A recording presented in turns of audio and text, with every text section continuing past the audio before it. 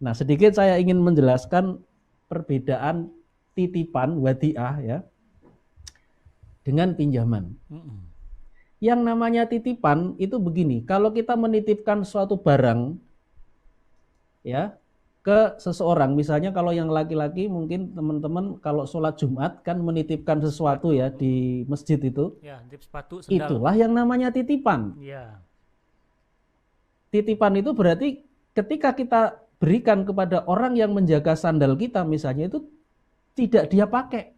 Yang namanya titipan itu memang karakternya itu dijaga. Kalau itu dipakai oleh orang yang kita titipkan kepada dia, itu statusnya itu berubah itu. Kalau itu barang, itu nanti statusnya menjadi ariyah atau i'aroh. Kalau misalnya kita titip sandal, mestinya ditaruh di loker, kunci cekrek, ternyata dipakai-pakai sama dia. Itu akadnya berubah, bukan wadiah, tapi berubah menjadi ariyah atau pinjam pakai. Nah, kalau yang kita titipkan itu uang, misalnya kita ke masjid misalnya, yang kita titipkan bukan sandal misalnya ya, yang kita titipkan misalnya uang. Kalau itu namanya wadiah, itu dia harus menyediakan loker, lalu uang kita itu dimasukkan di sana, cekrek. Kalau ternyata uang itu dimasukkan di saku dia, lalu dia gunakan untuk jajan, tapi dia menjamin pokoknya nanti ketika diminta uangnya kembali, itu berubah statusnya, bukan titipan, tetapi berubah menjadi qard atau pinjaman. Nah, jadi kurang lebih seperti itu. Jadi uang yang kita letakkan di bank itu tidak mungkin kita berikan sifat atau